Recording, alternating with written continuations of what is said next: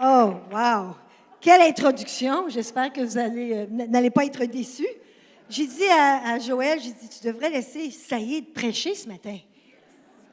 Ah, quel prédicateur, quel cœur! Tous les deux, je vous aime énormément. Et on vous honore ce matin aussi, hein? Saïd et Fatima. Mais merci beaucoup. Il faut remercier et laisser savoir à Joël et Anna, non seulement vous êtes des amis, mais si vous êtes nos enfants, ce que j'ai du mal à croire, mais je peux presque être votre mère, en fait, d'âge, j'ai 53 ans, et vous en avez 22. J'aurais été une mère très jeune, mais c'est l'âge que j'avais quand j'ai eu ma petite-fille Isabelle, c'est ça? 32, oui, c'est ça. J'avais 19 ans. Alors, je vous honore, je vous aime beaucoup. Je vous remercie de me donner l'opportunité de venir ce matin. Pasteur Joël, je pense que tu devrais lire le restant de la prophétie maintenant. Oui, apporte-la. Parce que je veux que vous voyez que le Seigneur confirme le message et ce qu'il a mis dans mon cœur pour vous. Comme elle a dit, c'est comme si elle enfantait. Quand on a prié, j'ai prié pour elle avant que son ministère, de tel ministère commence. J'ai eu un enfantement, j'ai la même chose pour vous, en me préparant pour venir ici cette semaine. Et puis, c'est exactement ce qui a été prophétisé, ce que James Goll a prophétisé. Je ne sais pas c'est quand qu'il a fait ça. 24 juin dernier. L'année passée. Non, qui vient de passer. Qui vient tout juste de passer. Je sais que tu l'as lu dans une de nos classes prophétiques à Transformation, mais je n'avais pas porté attention à ce point parce qu'il y a beaucoup de choses qui se passaient dans ce temps-là. Et le Seigneur a mis ce message qu'il a prophétisé, il a mis ça dans mon cœur et je ne le savais pas. Ça, c'est combien le Seigneur vous aime. Je vous dis, il vous aime. C'est comme quand on fait des traits entre un point et à l'autre, et un point et à l'autre, et ça fait une belle image. C'est comme un casse-tête, OK? Alors, le Seigneur, il commence à vous parler de façon très, très claire. Vous allez savoir ce qu'il vous dit, OK? Et quel est votre rôle dans ce qu'il vous apporte. Alors, vas-y, continue à... Peut-être que tu... Oui, relis cette partie qui est... Pas au complet, mais je vais partir avec l'onction du prédécesseur. Oui, c'est ça. Alors, je déclare au Québec que nous secouons la poussière de toutes ces choses religieuses, politiques, libérales et retournons la fondation en déclarant au Québec, vous avez l'onction d'un prédécesseur, vous préparez le chemin à celui qui est plus grand. Il s'agit d'une onction prophétique. Écoutez maintenant, le prophétique et les prophètes subissent de l'opposition. Qui oppose le prophétique et les prophètes? Principalement Jézabel qui a été habilitée au Québec. Mais nous pouvons déplacer Jézabel en marchant dans la sainteté, en marchant en l'esprit opposé, parce que Jézabel a nourri les prophètes à sa table et les a conduits à l'immoralité. Alors je déclare que la véritable onction des prédécesseurs est plus grande que tout esprit de Jézabel, que le véritable prophétique surpassera la pollution de l'esprit religieux. Comment? Pause. Point. Je le déclare au nom de Jésus, alors secouons la poussière de la religiosité, de la politique, de l'esprit indépendant, ainsi que l'onction de Jézabel, et je déclare Québec, prends ta place à titre de prédécesseur, laboure les champs et ouvre les terres inexploitées. Et la dernière phrase, je suis ici pour déclarer qu'il y aura un changement d'atmosphère. Happy Dance, il y aura un courant du mouvement prophétique au Québec. Merci. Alors, ce que le Seigneur m'a montré pour vous, c'est que vous êtes la génération d'Élie. Vous êtes la génération d'Élie dans la province de Québec. Vous comprenez? Vous êtes la génération d'Élie. Je vais vous expliquer ce que ça veut dire. Qui s'élève afin de pouvoir apporter, emmener,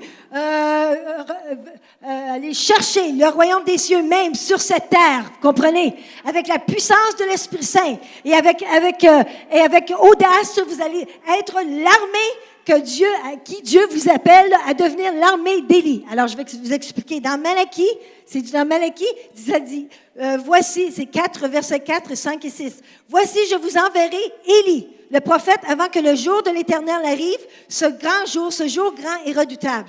Il ramènera le cœur des pères à leurs enfants et le cœur des enfants à leurs pères.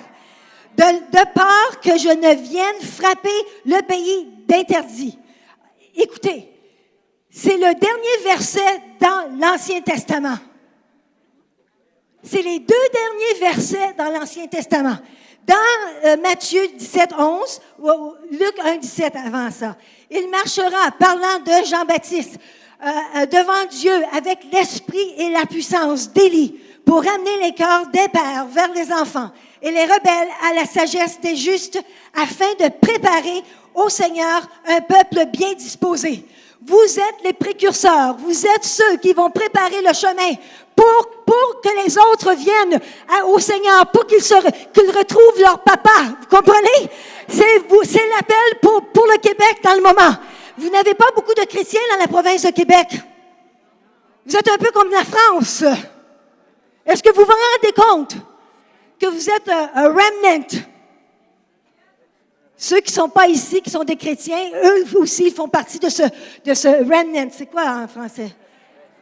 Le reste. Doesn't have a good time. Le reste. Non, vous êtes la crème sur le dessus. Comprenez? Vous n'êtes pas les miettes, vous êtes la crème, vous êtes tout le pain ou tout le dessert. Il marchera devant Dieu. Le Québec chrétien, l'armée d'Élie va marcher devant Dieu, face à face, avec son esprit et sa puissance. Et dans Matthieu 17, et ça c'est après que Jean-Baptiste est mort, Jésus dit cela. Il est vrai qu'Élie doit venir et rétablir toutes choses. Alors, il y a déjà eu Élie dans l'Ancien Testament. Là, il y a eu la double portion sur Élisée. Hein? Là, il y a eu la prophétie que Élie s'en venait pour Jean-Baptiste, dans Jean-Baptiste, OK? Mais là, Jésus dit, il y a encore Élie qui s'en vient. Et qu'est-ce qu'il va faire? Il va restaurer, rétablir toutes choses. Mais je vous dis qu'Élie est déjà venu, qu'ils ne l'ont pas reconnu, il parle de Jean-Baptiste, et qu'ils l'ont traité comme ils ont voulu. De même, le Fils de l'homme souffrira de leur part. Et les disciples comprirent alors qu'il leur parlait de Jean-Baptiste. Alors, ce que moi je comprends et ce que je prophétise, c'est que l'esprit qui était sur Élie, en double portion sur Élisée, et sur Jean de Baptiste est maintenant sur vous. C'est ça. C'est maintenant sur vous. Alors, pourquoi j'ai choisi cela? Pourquoi est-ce que je me suis rendue ici? Il y a quelques mois, c'était le 17 avril cette année, j'ai frôlé avec la mort, vraiment. J'ai eu une infection, staph infection, je ne sais pas, une staph infection. Pardon? OK, phyllocoque. Wow, phyllocoque? Ah oui? Staphylocoque. Ah, OK. Je pensais que c'était phyllocoque. Vraiment? Staphylocoque. OK, une infection qui était très, très grave. J'étais à l'hôpital pour 5-6 journées. S'il n'y avait pas eu intervention, quand ils ont intervenu, je suis allée en ambulance et tout ça, le lendemain, deux médecins m'ont dit que je ne serais pas vivante. Parce que ça se répand très, très vite, vous comprenez? Alors, j'ai eu un temps où j'ai eu toutes sortes de choses. Ça a pris à peu près 2 mois avant d'être complètement rétablie et tout ça. Et je me suis étiré un muscle. J'ai eu des temps très difficiles, 2-3 mois. Et après cela, Paul et moi, mon mari et moi, on était vraiment découragés. Je ne sais pas pourquoi, ça fait 20 ans que nous sommes à Las Vegas. Et tu sais, quand tu t'assois après un service, une des réunions qu'on a eues le dimanche soir, Paul et moi, nous sommes allés à Cheesecake Factory. Ceux qui sont venus à Las Vegas, vous savez où c'est. Et on était assis là, puis surtout, on se demandait si on avait fini. On se demandait si on devait s'en aller. On se demandait si on était efficace. On se demandait si on était supposé de rester là. Parce que ça fait 20 ans, et il me semblait qu'on avait toute la pesanteur de la bataille spirituelle de 20 ans sur nous. Et puis moi, je dis non, non, non, non. Non, ça ne se peut pas. Nos enfants sont tous ici.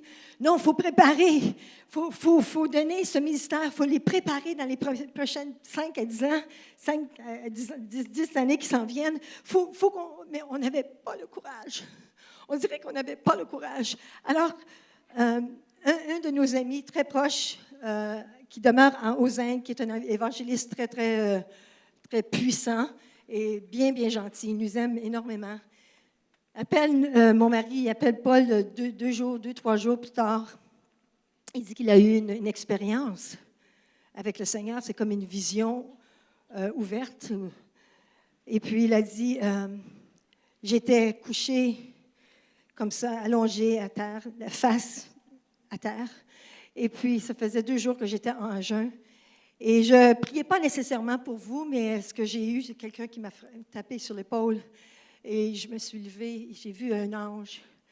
Et l'atmosphère dans la chambre a changé immédiatement. Et je me suis fait transporter dans l'esprit, dans une place où il y avait des arbres, comme une petite forêt. Et puis, sous un arbre, il y avait un homme assis là. Et puis, le Rambabou, qui s'appelle, demande à l'ange, qui est cet homme? L'ange dit, ça, c'est Élie. Il dit, pourquoi que tu me montres Élie ce matin? Parce que ça, c'est Paul et Denise Goulet. Ils doivent se lever, manger, d'être renforcés, parce que la journée, le voyage est long. Et puis qu'il faut qu'ils élèvent les Élysées.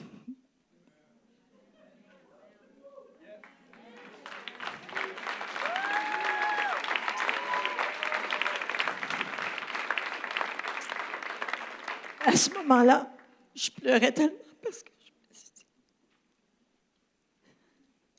Dieu est tellement bon. Parce que Paul et moi, nous avions besoin d'une parole prophétique pour nous aider à avancer. Parce que l'opposition, c'est l'esprit de Jézabel. Et on va en parler un petit peu pour que vous sachiez comment fonctionne votre ennemi. OK? Et pour qu'il n'y ait aucune trace de cette fonction de Jézabel, de cet esprit de Jézabel dans votre vie personnelle, dans vos familles, dans vos collèges, dans vos écoles, dans vos églises. Vous comprenez? Parce que si vous ne la connaissez pas, cet esprit, cette principauté, vous allez avoir du mal à avoir du courage. Parce que quand on la connaît, souvent, on perd courage. Il ne faut pas être dans la spirale de découragement. Quand on se laisse se décourager, ça va très, très, très, très, très loin. Mais la seule chose, c'est la voix de Dieu. C'est le ministère de la prophétie. C'est les paroles de Dieu. C'est l'amour de Dieu qui vient en forme de parole, là, qui vient comme une flèche dans votre cœur qui dit « Allez, lève-toi! Tu n'as pas fini. » C'est pour ça que Jésus a sauvé ma vie. Il a sauvé ma vie parce qu'il avait quelque chose que je devais faire. Il y a plusieurs années, vous comprenez? Alors moi, je viens avec l'esprit d'Élie pour vous dire que vous êtes la génération d'Élie et d'Élisée qui va préparer le chemin pour les autres. Alors, qui est cet Élie? Qui est cet Élie? Vous allez à 1 Roi 17. Et on voit ici, la première fois qu'on rencontre Élie dans la Bible, c'est Élie qui dit à Akab, qui est marié à Jézabel. Et Jézabel, elle est celle qui a amené l'adoration de Baal et d'un autre, j'en parlerai plus tard, mais surtout de Baal dans la nation d'Israël. OK? Il y a 10 millions de personnes, moins 7 000, qui adoraient et qui louaient et qui se prosternaient devant Baal. OK? À cause de l'influence de Jézabel dans cette nation. C'est incroyable, hein? C'est incroyable. Mais l'esprit d'Élie et l'esprit du Seigneur, du Saint-Esprit, l'Esprit Saint est beaucoup plus fort que ce que Jézabel a pu faire dans cette nation. Elle a presque eu toute la nation, mais elle ne l'a pas eu. C'est tout ce qu'on a besoin. Un restant. Oh. On a juste besoin d'un petit restant, vous comprenez? On a juste besoin de 120 personnes dans une salle en haut. On n'a pas besoin de beaucoup de monde parce que l'onction, ça se répand. L'onction, ça se multiplie. L'onction, juste un petit peu d'onction de Jésus, ça garoche le Jézabel en dehors de la fenêtre. Vous comprenez ça? Il ne faut pas être intimidé avec cela. Mais il faut pouvoir reconnaître cet esprit, vous pouvoir reconnaître cette forteresse qui est dans les nations, qui est dans la nation des États-Unis et au Canada et dans le Québec. Alors aujourd'hui, on va garocher Jézabel en dehors de la fenêtre avec l'esprit que Dieu a mis en nous, qui est l'esprit d'Élie. Ah! Et Élisée, il voulait une double portion d'Élie. Oh là là! Lui, il en voulait plus. Elle, Élie, le Tishbite, l'un des habitants de Galade, dit à Akab, « L'Éternel, le Dieu d'Israël, dont je suis le serviteur, est vivant. Il n'y aura ces années-ci, pas de rosée ni de pluie, sauf sur ma parole. » Wow! Puis la parole de l'Éternel fut adressée à Élie. Alors Dieu lui dit quoi faire après cela. Est-ce que vous comprenez ce qu'il faisait maintenant? C'était un combat entre le Dieu de Jézabel et le Dieu qu'Israël louait dans ce temps-là et Yahweh. Ce que Élie veut dire, Yahweh est Dieu. C'est ce que ça veut dire. Son nom veut dire Yahweh est Dieu. Non pas Baal et tous les autres petits dieux que vous avez dans votre vie. Alors, ce Dieu de Baal, ce petit Dieu de Baal, il était connu pour contrôler la météo. C'est pour ça qu'il a dit que seulement à ma parole, il n'y aura pas de pluie. Ça, c'est un des prophètes les plus puissants dans l'Ancien Testament parce que il a été la cause de pas de pluie, de sécheresse pour 3 ans et demi. 3 ans et demi. OK? Alors, il est venu avec cette parole très, très forte, mais il est venu, moi je vois ça comme un acte d'amour. Dieu voulait sauver Israël. Il voulait que Israël se tourne à lui. Alors il envoie un prophète très, très puissant qui, après cela, on voit qu'il fait des miracles. OK? Il vient avec puissance. Mais la première chose que l'on voit dans sa vie, c'est l'humilité. Il y a des ingrédients qui sont très, très importants pour nous. Au fait, avant de prêcher à propos ou de parler de Jézabel, ce qu'on est supposé de faire, c'est de prêcher et de parler de l'humilité. Et qu'est-ce que c'est l'humilité? Afin que l'on puisse recevoir cette parole qui va transformer vos vies. Je vous dis, ça va transformer votre vie. Pendant les derniers 20 ans, Paul et moi, c'est ce qu'on a dû faire constamment. L'opposition de Jézabel. C'est sûr qu'à Las Vegas, le monsieur à l'aéroport m'a dit que c'était pire, il dit que c'était Babylone. Je dis, OK, bien, je pense qu'il y a des petites choses comme ça qui se passent à Montréal aussi ou au Québec. Puis il était, non, mes amis, je ne suis jamais allé à Las Vegas, mais mes amis, ils vont à Las Vegas, puis c'est Babylone.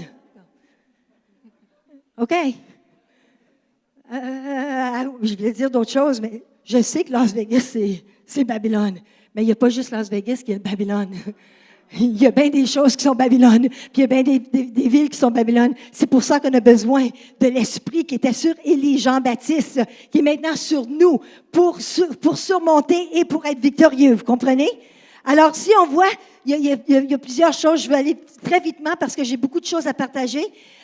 C'est Paul d'ici qui lui dit en direction de l'Est, « Et cache-toi près du torrent qui se trouve en face du Jourdain. Tu boiras de l'eau du torrent et c'est au corbeau que j'ai ordonné de te nourrir là. » Wow! Quand il a apporté la parole prophétique, il n'a pas pensé comment moi je vais me nourrir, Comment moi, est-ce que je vais faire ce que je vais faire? Il n'a pas pensé, il n'a pas regardé le coût. Qu'est-ce que ça lui coûterait pour vivre pour Dieu et pour avoir partagé ou proclamé cette parole? Tu vois, Élie était complètement délivré de la peur de l'homme ou la crainte de l'homme. Vous voyez, dans Jean, à un moment donné, ça dit que les gens entendaient ce que Jésus disait. Les Juifs, ils entendaient, mais ils ne voulaient pas vraiment recevoir et laisser leur vie transformée parce que ça dit qu'ils aimaient les éloges. Ils désiraient avoir les éloges des hommes plus que louer le Seigneur, plus que le Seigneur qui te donne plus que plaire au Seigneur. Ils voulaient plaire à l'homme plus qu'ils voulaient plaire à Dieu. Est-ce que j'ai un restant ici qui veut plaire à Dieu plus que vous voulez plaire aux autres? Come on! Non, mais je vous dis, c'est un sacrifice. Hein? C'est une place d'humilité. C'est une place où le Seigneur veut vraiment vous éprouver pour voir s'il y a de l'orgueil dans votre cœur, s'il y a de la crainte que vous avez peur, alors vous allez faire des choses où vous allez dire oui à cette chose-là ou à cette chose-là parce que tu as peur de pas avoir assez d'argent pour payer tes factures ou tu as des choses que tu vas recevoir si tu dis oui à l'homme et non à Dieu. Et il faut se libérer complètement de vouloir plaire à l'homme et d'avoir la crainte de l'homme. Vous comprenez? Ici, alors il dit, je vais te nourrir, moi. Il faut dépendre de Dieu. Il faut dépendre de Dieu. Vous voyez, Israël dépendait sur ce Dieu de Baal pour avoir de la pluie afin qu'il puisse manger. Alors Dieu il demande à Élie de venir dans un petit voyage avec lui. Il dit, tu boiras cela. Et là, tout d'un coup, boum! Il n'y a plus de torrent. C'est asséché. Ben oui, il n'y a pas de pluie. Ah, mais là, ça a pris quelques mois là, avant qu'il n'y ait plus de... Là, ça 3 ans et demi, là. On parle de 3 ans et demi. C'est pas tout de suite. Des fois, on a des belles déclarations. On a donné une parole prophétique, puis wow, je sens vraiment que mon ministère a vraiment commencé, là. Oh, puis là, oups, tu passes à travers toutes sortes d'épreuves. Ah! Le Seigneur va vous éprouver avec les paroles que vous relâchez. Le Seigneur va vous éprouver avec les choses. Vos paroles vont être éprouvées, vont être mises à l'épreuve. C'est comme ils vont être mis dans le fourneau, hein? Pour voir s'il y a caractère, là. Même les paroles que vous recevez. Je vous donne une parole à propos d'être un précurseur ou un Élie. Ça va être mis à l'épreuve. Je vous le promets. Je vous le promets. Alors, il faut être humble devant Dieu. Seigneur, je te fais confiance, même si je ne vois pas la provision, là. Alors, ce qu'il fait, il est tellement personnel. Dieu est tellement personnel. Il envoie cette parole à travers d'Élie, mais là, Élie, il devient personnel avec Élie. Il le nourrit à sa façon. Et là, il l'envoie à une veuve qui, elle aussi, pensait qu'elle allait mourir parce qu'elle n'avait plus de nourriture, parce qu'il n'y a plus rien là, qui se passe. Hein? Le sol ne se reproduit pas, ne produit pas de fruits. Alors, elle pense qu'elle va mourir. Et puis là, ce que Dieu essaie de donner cette petite leçon à cette femme qui se pense dans ces derniers jours, il lui dit, mets-moi en premier, que je sois premier dans ta vie. Fais-moi confiance, même si ça n'a pas de bon sens. Fais-moi confiance. Et lui demande de lui donner à elle la première portion ou la dernière portion, ce qui semble être la dernière portion. Et à partir de là, il y a eu une multiplication. Vous savez le miracle. Alors, Élie, dans l'humilité, dans l'obéissance, il commence à voir l'impossibilité prendre place dans le désert. C'est ça. Souvent, on ne voit pas de miracle parce qu'on n'a pas besoin de miracle. Non, c'est vrai. Parce qu'on dépasse nos propres forces. On dépend de ça, on dépend de ça, on dépend de ça. C'est pour ça qu'on voit beaucoup plus de miracles dans les nations qui sont très, très pauvres, hein, vous comprenez? Alors, ce qu'on voit, là, c'est incroyable parce que là, il nourrit cette femme avec son enfant, il les sauve, il leur donne la provision, Dieu prouve qu'il peut pourvoir à nos besoins, même s'il y a récession.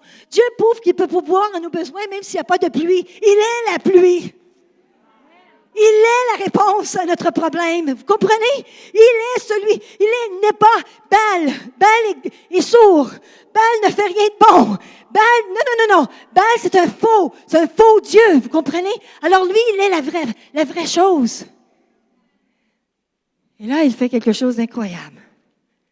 Le jeune homme, le garçon, il meurt. Ça, à la parole, OK, aussi, elle répandit l'Éternel. OK, il faut que je lise. OK. Alors, j'essaie de trouver le. Tu vois, je n'avais pas cette Bible-là quand je. 17, là où il est. Après ces événements, le fils de cette maîtresse, merci beaucoup de maison, tomba malade. Sa maladie fut si violente qu'il cessa de respirer. La femme dit alors à Élie, « Que me veux-tu, homme de Dieu? Es-tu venu chez moi pour rappeler le souvenir de ma faute et pour faire mourir mon fils? » Il lui répondit, « Donne-moi ton fils. » Il le prit des bras de la femme. Il monta dans la chambre à l'étage où il logeait et le coucha sur le lit. Et puis il fit appel à l'Éternel et dit, « Éternel, mon Dieu, est-ce que tu vas faire du mal au point de faire mourir son fils? » Mais à cette veuve qui m'a accueilli chez elle. Puis il s'étendit 3 fois sur l'enfant, fit appel à l'Éternel et dit, « Éternel, mon Dieu, je t'en prie, que l'âme de cet enfant revienne en lui. » Et l'Éternel écouta Élie. L'âme de l'enfant revint en lui et il retrouva la vie. Il prit l'enfant, le descendit de la chambre jusqu'à ce que dans la maison et le donna à sa mère en lui disant, « Vois, ton fils est vivant. » La femme dit alors à Élie, « Je reconnais maintenant que tu es un homme de Dieu et que la parole de l'Éternel dans ta bouche est vraie. » OK, qu'est-ce que ça veut dire ça? Oh, il n'a pas fait juste une fois, il a fait 2 fois. Il n'a pas juste fait deux fois, il a fait 3 fois. Élie s'est couché, c'est comme un lay down lover, vous comprenez ce que ça veut dire? C'est comme il donne sa vie pour la génération qui s'en vient. Il souffle 3 fois, comme Jésus a été ressuscité après 3 jours. Il souffle 3 fois et la vie revient dans ce jeune homme. Oui, il était mort. Il n'est pas juste dans le coma, il était mort. Vous comprenez cela? Alors Élie, la génération d'Élie, non seulement veut avoir des bénédictions, mais la génération d'Élie est beaucoup plus concernée avec la génération qui n'est même pas née encore, ou la génération qui s'en vient. C'est une génération, c'est une armée, l'armée d'Élie, qui est pleine d'amour pour ceux qui ne connaissent même pas et qui sont prêts à donner leur vie, à être des lay-down lovers. Vous savez ce que ça veut dire? Donner leur vie face à face avec Dieu et face à face avec la génération qui s'en vient, la génération, ceux qui sont plus jeunes, ceux qui ne savent pas encore, ceux qui ne connaissent pas Dieu nécessairement assez bien ou quoi que ce soit, ceux qui n'ont pas connu l'amour de Jésus encore. Est-ce que vous êtes prêts à sacrifier, à vous étendre sur la génération qui s'en vient et de marcher dans la sainteté et de choisir? C'est comme le choix ultime, the ultimate choice. C'est d'être ceux qui vont porter la gloire de Dieu, l'esprit d'Élie en nous. Et c'est pas juste pour nous. C'est pas juste pour nous. Et un jour, j'étais dans la prière et j'ai commencé une réunion de prière et tous les matins, il y a à peu près 6 ans, c'était la chose la plus difficile à faire. La réunion de prière, c'est la moins désirée dans le corps du Christ. Ils vont trouver toutes sortes d'excuses pour ne pas venir. Si on dit on a un service de miracle, si on dit on a un service de prière, afin que l'on puisse intercéder et prier pour les autres, moi, ça me montre comment nous sommes très égoïstes de nature. Et j'étais sûre, étendue comme ça. Et j'intercédais, je pleurais. Et mon fils, ça c'est à peu près il y a 2 ans. Et mon fils Samuel vient me voir. Il dit, « Maman, pourquoi tu pleures? Dis-moi, qu'est-ce qui te fait pleurer maintenant? » Je dis, « J'ai dit, tu te rappelles, Samuel, quand il a plu dans notre sanctuaire? Oui, il a plu dans notre sanctuaire. Vraiment plu dans notre sanctuaire. C'était une pluie divine. Ce n'était pas une pluie qui venait d'un orage ou quoi que ce soit, parce qu'il n'y avait pas plu pendant des semaines. C'était une conférence du Saint-Esprit il y a, je ne me rappelle pas, 3-4 ans peut-être, 5 ans, je ne me rappelle pas. Là était Bill Johnson, Heidi Baker et Randy Clark. Et puis je savais que 2 semaines plus tôt, 2 semaines avant que je voie la pluie, j'ai dit à Samuel, j'ai demandé au Seigneur, durant un service, durant notre louange, c'était un dimanche soir, j'ai demandé au Seigneur, qu'est-ce que tu fais au ciel afin que l'on puisse faire ce que tu fais au ciel sur cette terre? Parce que Jésus faisait ce qu'il voyait le Père faire. Qu'est-ce que tu fais dans ce moment? Et à ce moment-là, j'ai vu comme juste un petit pot comme ça, avec une main qui renversait de l'eau sur des gens. Puis j'ai dit, Seigneur, tu mets de l'eau sur nous?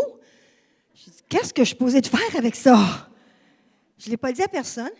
On est durant la louange. Et à un moment donné, je vais sur l'estrade avec Paul.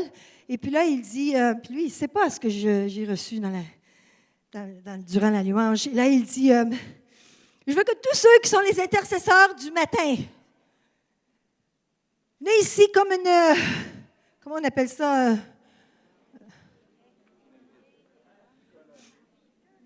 C'est comme 2 fils. C'est comme un canal.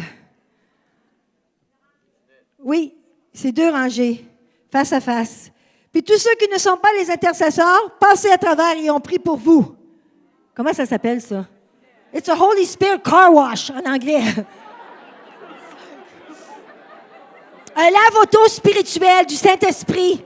Vous devriez l'essayer, c'est fantastique. Si on avait le temps, on le ferait ce matin, hein? Écoute, là, il dit ça, là, bon. Là, tout le monde, puis c'est la louange, puis là, il y a beaucoup d'actions, puis les gens se font toucher, puis tout ça. Puis là, Lawrence, mon beau-fils qui venait juste de marier notre fille à ce moment-là, il a un cœur d'or, il aime le Seigneur, il est vraiment appelé. Mais dans ce temps-là, il ne savait pas. Alors, il vient me dire à son beau-père, Paul, il dit, moi, je veux que vous priez pour moi. Je veux ce que vous avez. Ça, c'est un Élysée, ça. Hey, il dit, je veux une double portion de ce que vous avez. Je dis, ah, OK. Puis là, Paul, il dit, je vous le promets, je n'ai mentionné rien à mon mari. Je vous le promets. Mon mari, à ce moment-là, dit, ça me tente de lui mettre de l'eau sur la tête. Non, ça me donne des frissons à chaque fois. Non, à chaque fois. Je dis, oh! Et vous me connaissez, oh, vas-y. Puis, pourquoi? Je dis, je vais te le dire plus tard. Vas-y. Alors, il prend une bouteille d'eau, parce qu'on a tous des bouteilles d'eau, on est dans le désert, là. Bon, il prend une bouteille d'eau. Ah, là, je commence à prier pour Lawrence. Là, notre pianiste, dans le temps, il s'appelait Corey. Lui, il part de son piano, puis il vient à côté de nous autres, puis il dit, moi aussi, je veux ça. Une autre bouteille d'eau, puis OK? C'est comme, on a garoché de l'eau comme ça. Et puis, comme ça,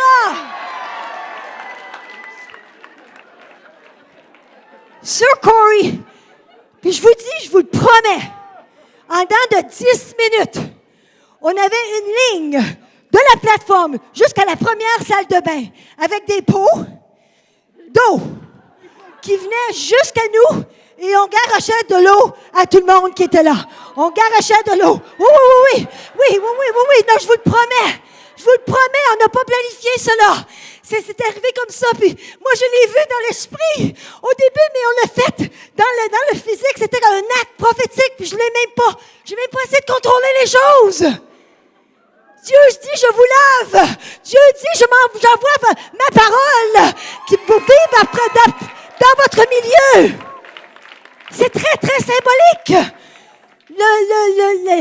l'eau, le fleuve, c'est indicatif de la parole. Dieu qui est la parole, Jésus qui est Christ, qui était parmi nous.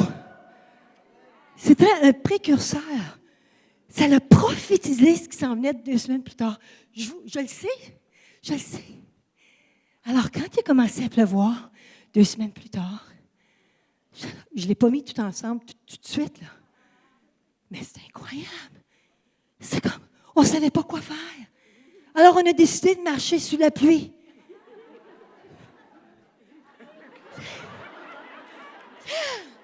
On ne sait pas pourquoi Dieu a fait ça, mais je pense que ça peut avoir à faire à ce que j'ai vu il y a 2 semaines. Puis il voulait me montrer qu'il m'entendait. Il nous entend. On n'a pas besoin de se garocher dans le lac pour qu'il nous entende. Il nous entend. Quand on est prêt à le mettre premier dans notre vie, il nous entend. Vous comprenez? Alors j'étais allongée, puis je dis pas, Samuel, je ne sais pas si la génération qui s'en vient est prête à s'abandonner complètement à Dieu pour pouvoir voir les miracles qu'il a pour nous.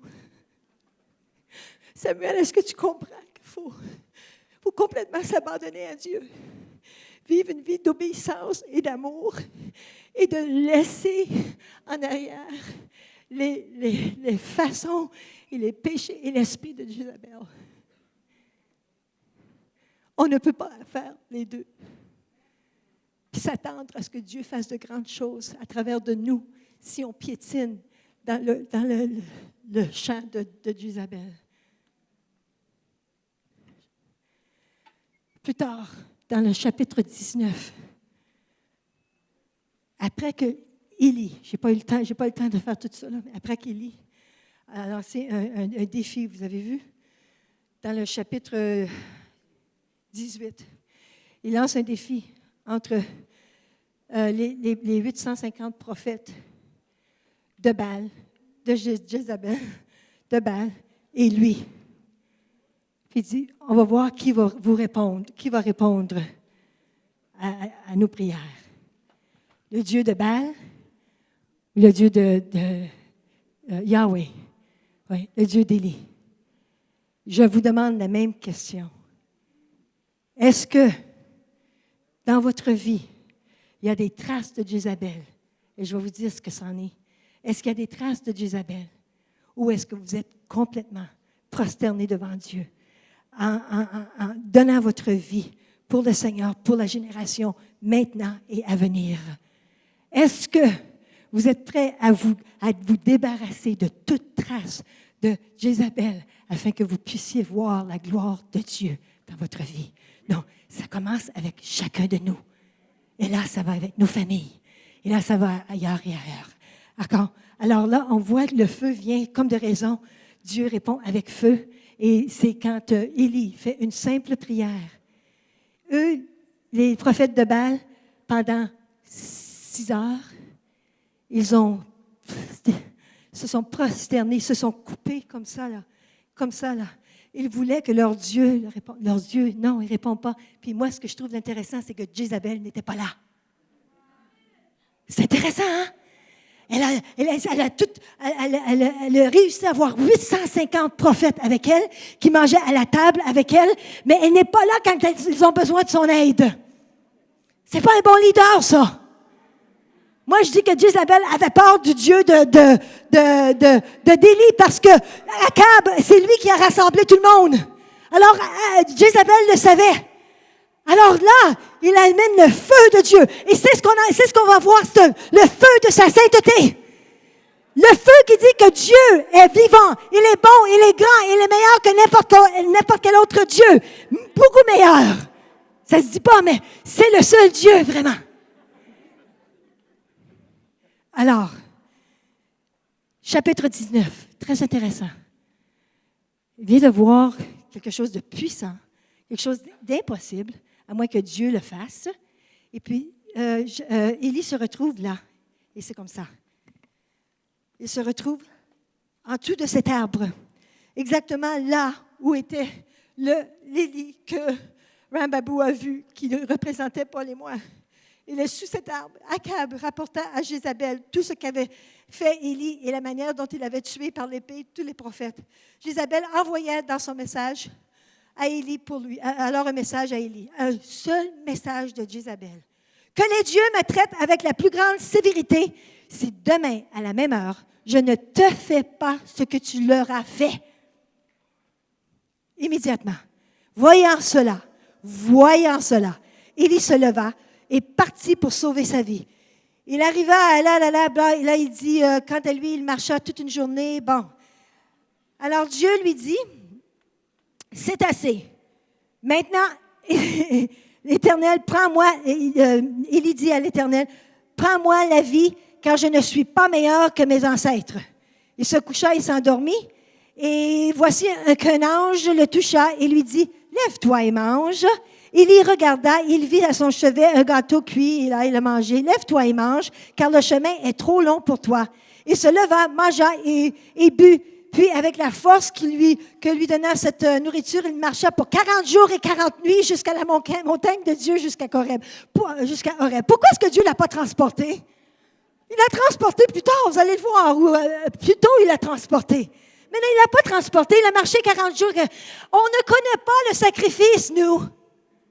On ne connaît pas le coût de l'onction d'Élie, de l'onction de Jean-Baptiste, de l'onction du Saint-Esprit. Qu'est-ce que ça nous coûte? Ça va vous coûter quelque chose. Mais ça coûte beaucoup plus cher que d'être sur le côté de Jézabel, que ça vous coûtera d'être avec Jésus, avec l'esprit d'Élie. Vous comprenez? C'est même pas comparable. Mais dans la chair, ça n'a pas de comparaison, hein? Mais dans l'esprit, il n'y a rien de comparable. Alors, là, on voit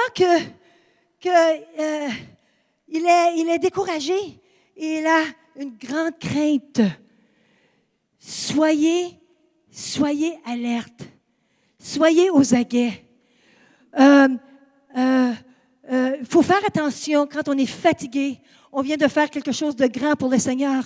Il faut se protéger. Il faut se reposer. Il ne faut pas prendre de grandes décisions. On ne commence pas à dire « je veux mourir » et tout ça. Et parce que, oui, il y a des fois que nous, on voulait mourir. Quand ma fille a eu le cancer, nous, on aurait voulu ne pas être dans cette bataille. Quand mon fils a eu une autre maladie il en est presque mort, il y a eu une bataille après l'autre. Une bataille après l'autre. Alors, qu'est-ce que c'est cet esprit de Jézabel? Qu'est-ce que ça veut dire dans notre temps, maintenant, dans notre société? Comment on voit cet esprit? Premièrement, Baal, ça veut dire cela. C'est être marié. C'est ce que Baal veut dire. Un gouverneur, un mari, un propriétaire de quelqu'un. Alors, Baal, le dieu Baal, ne voulait pas juste influencer Jézabel. Il voulait la posséder. En retour, Jézabel veut posséder la nation d'Israël. Pourquoi? Parce qu'elle haït Dieu. Elle haït le mouvement prophétique. Elle est avec toute son existence. Elle est les prophètes. Alors, son but, c'est de prendre possession des prophètes. Alors, vous avez vu, dans votre passé, il y en a qui a dit prophète. Leur appel était d'être prophète, mais ils sont allés sur le mauvais côté. Alors, ça devient des faux prophètes, vous comprenez? Alors, c'est ce qui est arrivé ici. Alors, Jézabel, qu'est-ce que ça veut dire? Ça veut dire, qu'est-ce qu'elle fait? Qu'est-ce qu'elle représente? L'influence de Jézabel dans notre société, c'est une obsession sexuelle, la pornographie, la sorcellerie, la haine d'autorité mâle. La première mention de Jézabel, on parle d'elle en étant rebelle, manipule qui? Akab, 10 millions de personnes en Israël. Elle veut que les gens abandonnent leur alliance avec Dieu. Vous vous rappelez quand elle voulait avoir le terrain de Naboth? Qu'est-ce qu'elle a fait? Elle l'a tué. Lui, il ne voulait pas lui donner parce qu'il dit, moi, je ne veux pas donner mon héritage à quelqu'un d'autre. Et elle l'a tué afin de pouvoir avoir ce qui ne lui appartenait pas. Pourquoi? Parce que l'esprit de Jézabel veut posséder posséder tout ce qui est bon, tout ce qui est de Dieu, elle veut le posséder et le contrôler. Elle veut qu'on abandonne notre alliance. Elle tuait les prophètes. Elle était responsable d'avoir corrompu toute une nation. Cette forteresse, cette principauté a été habilitée, comme James Gold l'a dit, au Québec. Combien de gens sont dans les églises et vivent ensemble? Le sexe avant le mariage. Le manque de satisfaction entre époux et épouse sexuellement. Jézabel est tellement puissante, cet esprit, c'est pas elle, mais elle aime beaucoup mieux l'esprit chez la femme afin qu'elle puisse contrôler l'homme. On la trouve dans l'intercession. On la trouve dans les ministères de prophétie. C'est pour ça qu'on a un protocole, afin que l'on puisse mettre des bordures, afin que l'on puisse savoir qui ne veut pas être en soumission. Parce que Jézabel, ça veut dire sans cohabitation. Son nom veut dire, elle ne va pas cohabiter avec personne, et surtout pas Dieu. Vous comprenez? Alors, quelle que soit la personne qui veut opposer cet esprit, il faut avoir un esprit de guerrière, guerrier et guerrière, vous comprenez?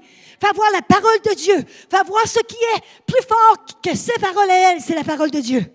Vous comprenez? C'est la parole écrite et la parole prophétique. Ce n'est pas vos sentiments. Non! Non, je vous dis. Vous avez un appel dans votre vie qui est grand. C'est d'être une génération qui va restaurer toutes choses. Alors, la façon que vous allez fréquenter la jeune fille ou le jeune garçon, la façon que vous allez avoir des bordures dans votre mariage sexuellement, c'est très, très important. Protégez ce que Dieu vous a donné. Protégez votre virginité. Le Québec est appelé à être vierge quand il se marie. Dans les films, là, Jézabel, c'est cet esprit de Jézabel, soit qu'Élie a influence, ou Jézabel possède ceux qui écrivent des films, ceux qui écrivent des livres, ceux qui font les directeurs et les producteurs de films de télévision. Vous le voyez? C'est partout dans le monde. Ça se répand à travers du média.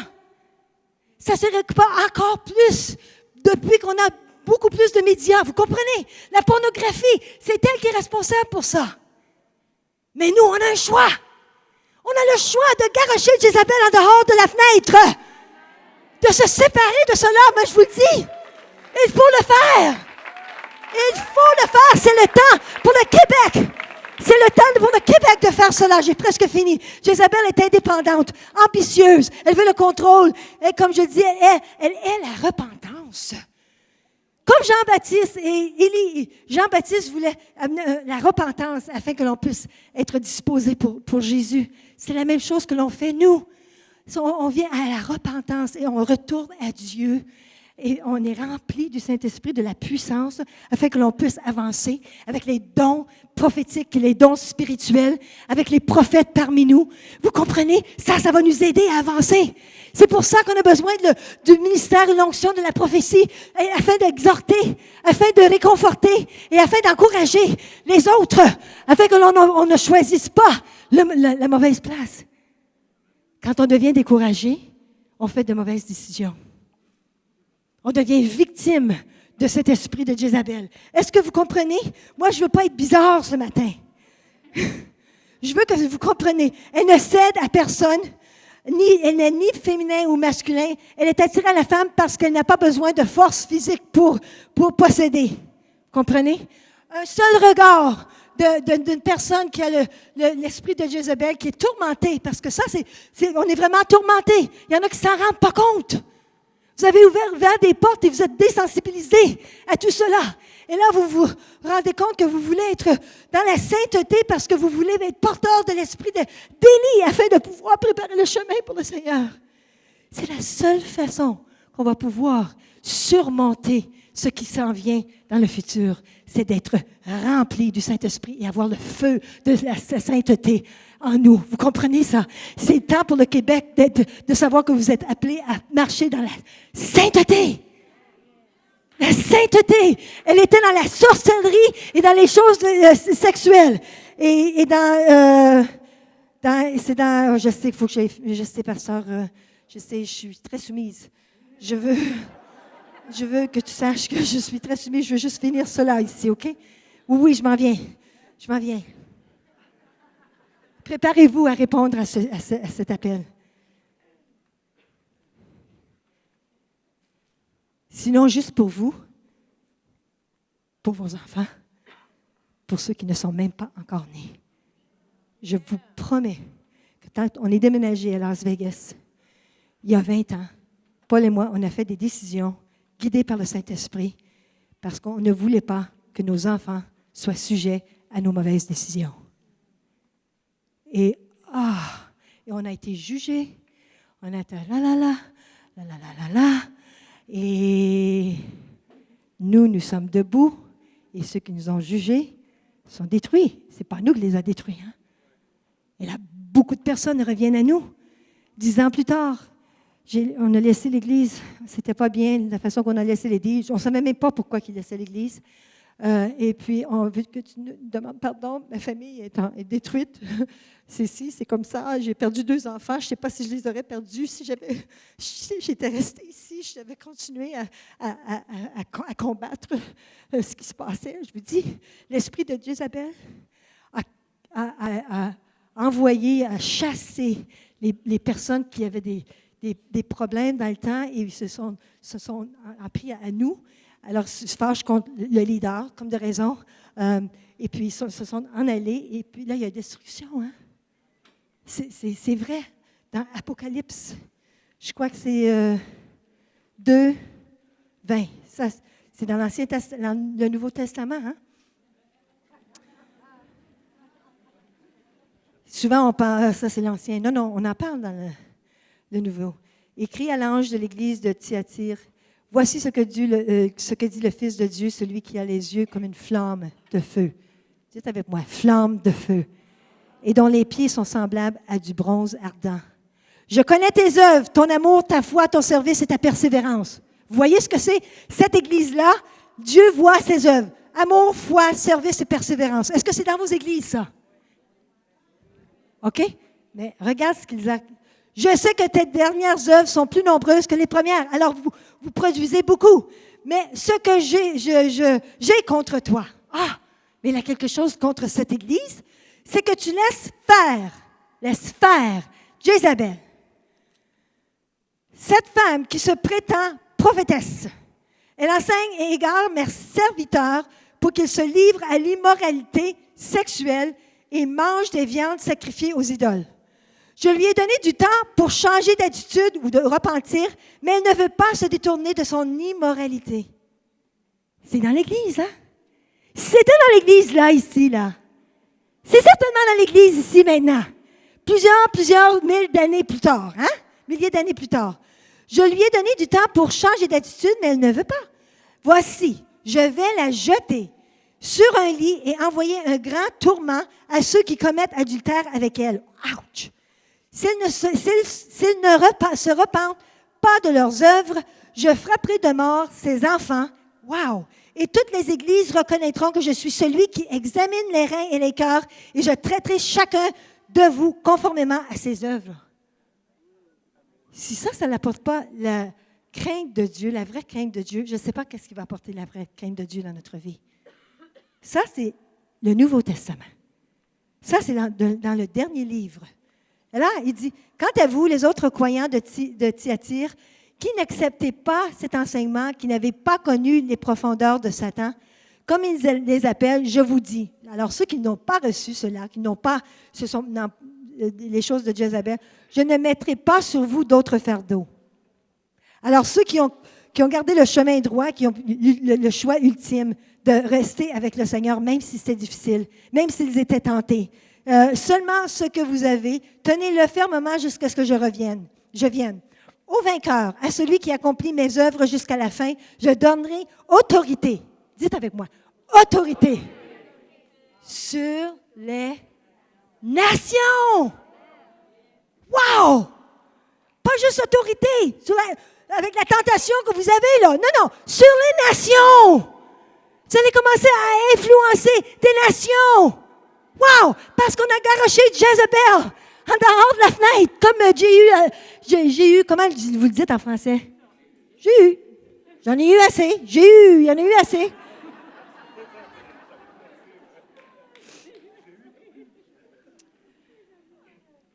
Alors, il dit, je donnerai autorité sur les nations et les dirigerai avec cep de fer, comme on brise les vases d'argile. Ainsi que moi-même, j'en ai reçu le pouvoir de mon Père, et je lui donnerai l'étoile du matin, que celui qui a des oreilles, écoute ce que l'Esprit dit aux églises. Alors, il est temps que l'on comprenne qu'est-ce qu'on doit faire maintenant. Qu'est-ce qu'on doit faire? Il faut nettoyer nos cœurs. Il faut nettoyer nos façons de faire les choses. Il faut repentir. Il est temps de reconnaître s'il y a une influence de Jézabel dans notre vie. OK? Contrôle. Souvent, les femmes, on aime avoir le contrôle de tout. C'est pour ça que le Seigneur m'a réveillé il y a 20 ans, puis il a dit, t'es bien mieux de changer ta façon de faire les choses. Je veux changer l'atmosphère dans ta famille, parce que je veux changer l'atmosphère dans la ville de Las Vegas. Je veux changer l'atmosphère dans les églises. Et tu n'as plus la permission d'essayer de contrôler tes enfants, ton mari, à cause de ton perfectionnisme. Vous comprenez? Il fallait que je vienne en soumission sur mon beau petit mari, Paul Goulet. Avant que l'on puisse commencer ce mystère à Las Vegas, c'est ce que vous comprenez, ce que je vous dis. Est-ce que vous comprenez? Il y a un dimanche soir, je demande à Samuel, on est durant le service, je dis, Samuel, pourquoi est-ce que tu ne partages pas avec toute l'Église le plus gros miracle que Dieu a fait dans ta vie? Puis moi, je pensais que c'était la guérison du Guillain barré. Et mon fils a dit, c'était le miracle de la sainteté.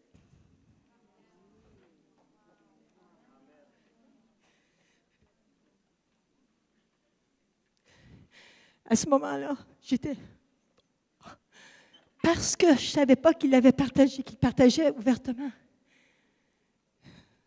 Avant que Samuel soit malade, Samuel vivait sa vie comme si, une fois sauvé, toujours sauvé. Il allait au basketball et tout ça, il voulait une carrière, il est tombé malade, presque mort. Mais j'ai eu plus qu'une guérison, là. J'ai été bénie parce que mon fils est revenu à Dieu complètement. Comprenez?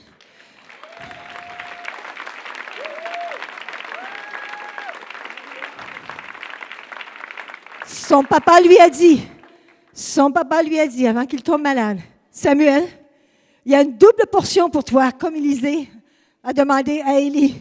Si toi, tu ne la veux pas, quelqu'un d'autre va l'avoir, celui qui la veut. Et celui qui est en ligne pour cela, celui qui vit sa vie en conséquence, et non pas sa vie de la façon qu'il veut le vivre. Vous comprenez, la vivre. Alors, quand Samuel a dit cela, j'ai dit, bingo! Là, maintenant, on est prêt. Oh, là, on peut voir Samuel comme un des Élysées. Qui va prendre la relève de l'Église à CLV et encore plus. Le Seigneur fait des choses incroyables, non seulement juste dans sa vie, mais dans la vie des jeunes, vous comprenez? Et là, nous, on va commencer à avoir des prières, des groupes de prières de guerriers, des prières qui vont protéger, qui vont prier pour ceux qui sont dans la guerre entre Élie et Jézabel. Et c'est ce qu'on veut faire dans notre Église maintenant, dans les prochains 6 mois. C'est ce qu'on fait. On s'en va à la guerre et on va gagner la guerre. Vous comprenez? On va avoir des enfants qui vont être vierges avant de se marier. On va avoir des enfants, je vous dis, la pornographie, il faut que ça soit garoché en dehors de la. Vous comprenez? Quand Jézabel fait son travail, c'est ce qui se passe. Jean-Baptiste, est-ce que je peux avoir la légende de la louange? Jean-Baptiste, quand sa vie était menacée, il a confronté les façons d'Hérodias. OK? Ça, c'était une Jézabel. C'était l'esprit de Jézabel chez elle. Vous comprenez? Elle voulait la tête de... Pourquoi? Pour lui fermer la boîte. Parce qu'elle n'aime pas les prophètes. Elle n'aime pas ceux qui préparent le chemin pour Dieu. Elle n'aime pas ceux qui ont l'amour de Dieu dans leur cœur et qui le proclament. Elle n'aime pas les évangélistes. Elle n'aime pas n'importe qui va amener quelqu'un à la repentance, à venir à Jésus. Elle n'aime pas. Cet esprit, cette principauté, n'aime pas. Elle est haïe. Alors, avant que Jean-Baptiste soit décapité,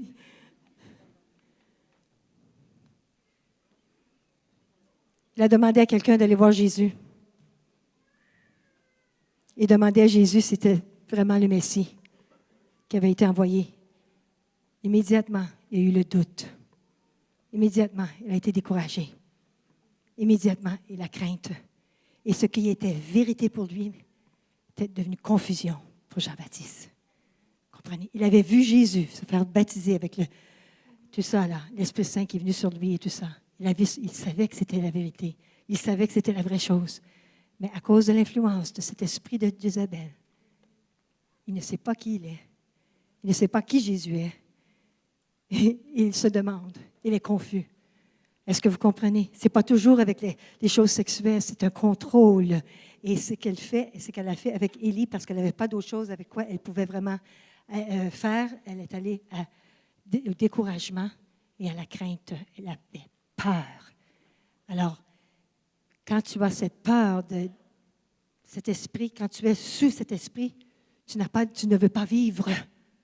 Vous comprenez? Ça veut étouffer la vie.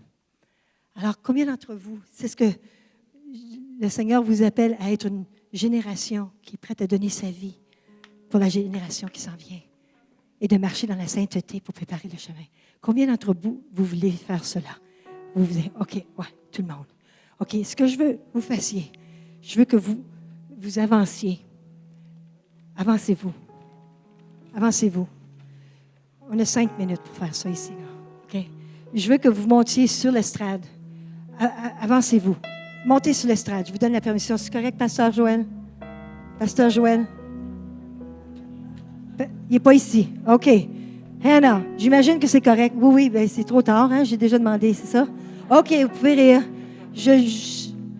On fait ça chez nous, alors je ne savais pas si c'était la bonne chose à faire. Venez m'aider, Joël et Hannah. C'est sûr? Je sais qu'on est un peu en retard. Au fait, j'ai pris le temps que Pasteur Joël m'a donné. Et c'est juste que je l'ai eu un petit peu plus tard qu'on en avait planifié. Mais il faut le prendre par force, hein? Dans la Bible, ça nous dit...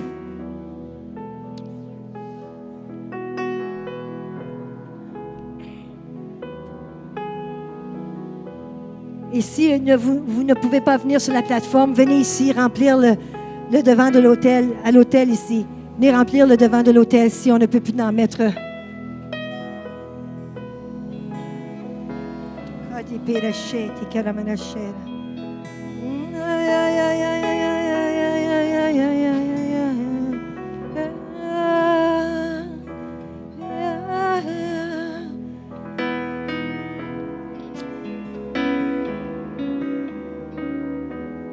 Alors, ce que le Seigneur nous appelle à un temps de repentance. Je sais qu'on a repenti hier. Mais c'est un temps de repentance pour avoir toléré l'esprit de Jézabel. D'avoir des idoles dans notre vie. D'avoir des personnes ou des choses que l'on chérit plus que d'autres. D'avoir la crainte de l'homme au lieu d'avoir la crainte de Dieu. D'avoir participé dans des choses immorales, sexuelles. Pornographie, des films qui, vraiment, quand l'Esprit Saint commence à nous désensibiliser, commence à nous sensibiliser encore une fois aux choses saintes de Dieu, les choses saintes, vous allez vous sentir mal à faire des choses que vous faisiez avant. Que maintenant, si vous recevez l'esprit d'Élie ce matin et vous repentez, vous avez un temps de repentance. Et la repentance, ça veut dire qu'on change la façon que l'on pense et on se détourne de ces façons et on commence à marcher dans la sainteté, on commence à marcher dans la droiture. Alors, levez les mains et laissez le Seigneur chercher. C'est lui qui vient chercher, il fait la recherche dans votre cœur. Ne regardez pas autour de vous. Vraiment, demandez au Seigneur. Seigneur, je veux que tu m'indiques, que je puisse reconnaître cette influence dans ma vie. Seigneur, je veux t'appartenir. Je ne veux pas appartenir à cet esprit de Jézabel qui est partout dans le Québec, qui est dans les films, qui est dans la télévision, qui est dans les couples, dans le ménage. Il y a du ménage à trois. Il y a toutes sortes de choses qui se passent dans les places secrètes. Dans les places secrètes. Oh! Oh Seigneur, je te demande de venir nous éclairer. Ah oui, ah oui, ah oui. Même s'il y a eu sorcellerie, Ouija board. Il y a quelqu'un, Marilyn, est-ce que tu es ici? Il y a quelqu'un qui a fermé la porte à sorcellerie. Elle ne savait même pas qu'elle avait besoin de fermer la porte parce que ça faisait des années qu'elle avait fait ça. Vous comprenez? Yes. So, allez-y, demandez au Seigneur. Oh. Viens, Esprit Saint. Viens, Esprit Saint. Esprit, viens envahir.